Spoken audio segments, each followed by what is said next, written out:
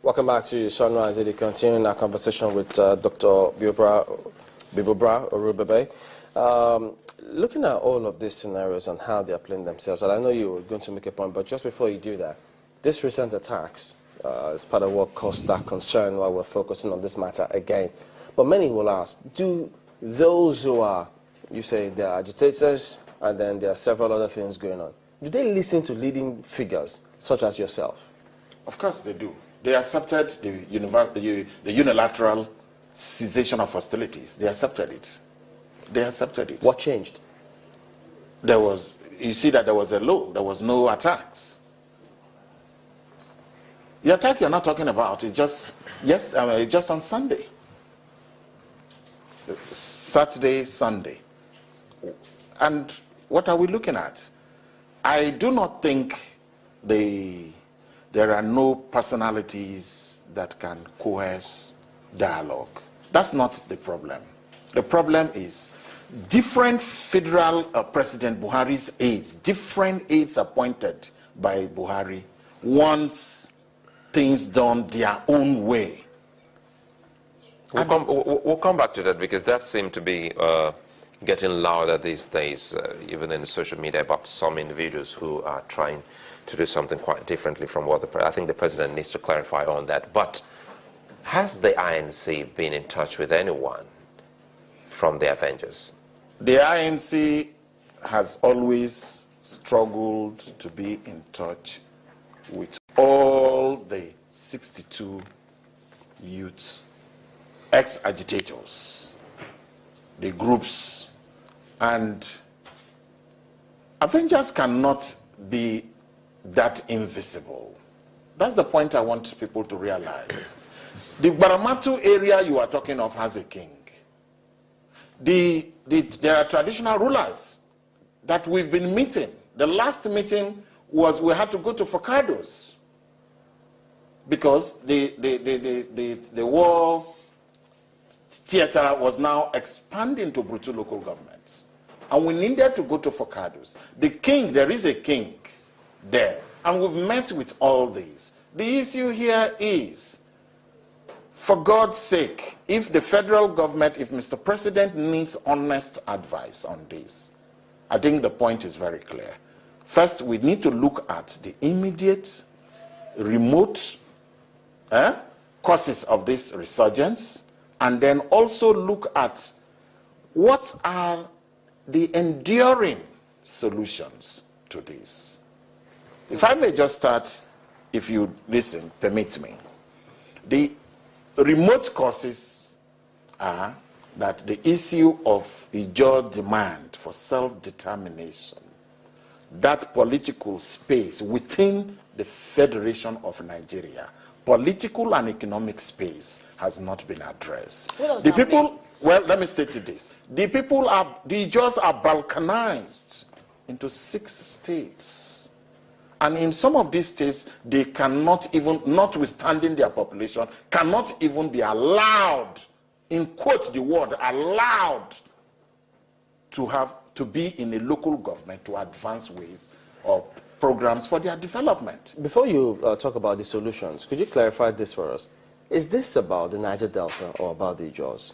Well, some may frame it the Ijaw question, but that's why I was going memory lane to tell you that in the colonial era, when the Niger Delta Special Area Development Proclamation was made, it covered, as a result of the full fallout from this Sir Henry Willings Minority Commission of 1957, that definition provided clearly the Ijaws of the West and the East, excluding Ahoda, only includes the Ogonis.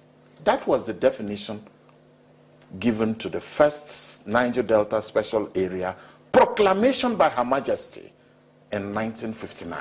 You know, unity is very, very key here amongst the Ijaws. And when you say we have them, that the Ijaws have been balkanized, one would have thought that that is some kind of strength amongst the Ijaws, noting that you have them in so many other states. But As it is now, would you say that the Ijaws are on the same page with the INC, that have they been elected truly to forge this whole idea of what they want? I beg your pardon. You need to be very clear as to... Because we have always had so many groups. Even though you say, I'm coming, I want to make it clear for you, even though we have always had, you've just said that the INC is the parent body, we have had so many groups that differ to different opinions from different groups. So I'm asking, all the 64, you said there's 64, right? 62 militant youth wings. So the 62 militant youth wings and associations, yes. Have they elected the INC to speak on their behalf? Well, you don't even need an election. You don't even need an election. No, I'm using the word as chosen. Have they chosen? Of course. Their legitimacy is predicated on their part of the IYC structure, that is the Ijaw Youth Council. Because don't even forget that the IYC is also divided. No. They had the leadership issues. So there are issues in terms of leadership. Well, that is in every organization. Yeah. Those are not. Let's not address symptoms. It is very key here, because if we're talking about dialogue, we need to know who to speak to.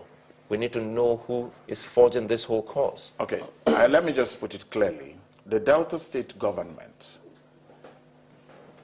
committee that was set up was what the Ijaw Nation was waiting on for further consultations.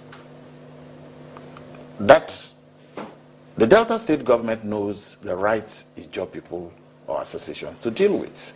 The Bayelsa State governor or government knows the INC and knows the right people to deal with. Remember, it is not, if we want to address this problem, I quite agree that there have been proliferation of associations, of youth associations. But let me also put on record that some of these associations you read on pages of newspaper were created by some support groups of some persons in position just to promote or secure their positions. Talk about the solution before we wrap up. Yes.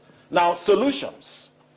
Basically, number one solution, if I were to be Mr. President, haven't declared so much, demonstrated so much commitment and desire to resolve this problem, I'm forced to make this statement.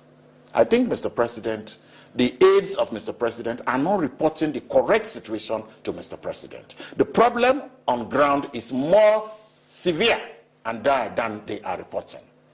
What is the problem on ground? The problem on ground is that, one, a university, I want to just itemize some of these items. In addition to the Ijaw's call for self-determination within Nigeria, that is political and economic space, to enable them fashion out their own ways for their programs, for their development and their improvement. That is number one. Number two is a university, the Nimansa, the Maritime University, established and approved, gone through the normal due process, the Federal Executive Council, was a vice chancellor appointed, all the officials appointed, and was now functional, was just closed down by an aides, Mr. President's aides pronouncements that he had, that they purportedly that there was fraud somewhere along the line in either the course of acquisition of land. But that is being looked into right now. I'm coming. That's number one. There are federal universities in Nigeria. There have been issues of corruption. No, just a moment. But they've not closed down any of those universities. So there's the issue of the university. Number three. Number three, the Amnesty Office. The Amnesty Office, when it was conceptualized, the Amnesty Program was conceptualized to address the dangerous number of unemployed in the region. So they want the and they were trained. Some were captured, some were not captured. Sir, Even the ones that were trained. Sir, I hate to interrupt you, Yes, but we're please. almost out of time, and that's Okay. the reason why I'm trying to hurry us up. The amnesty program, they want it reopened. They want it Well, the extended. amnesty program, the SA to Mr. President is under marching orders to wind down the program. Okay, so... And now, when the program has not even achieved, take for example, its expected goals. Some of them that were even some admitted for 5-year program, 4-year program. Midway, you said that program, you're winding up. You reduce the budget from 80-something billion to 20 billion. How do you expect General Buru or the SA to perform? It is not a matter of his lack of Just wondering, though, I mean, one will wonder how it is that the demands or the agitation, because you said there are two different things, of the INC, the same as that of the Niger Delta Avengers? It cannot be.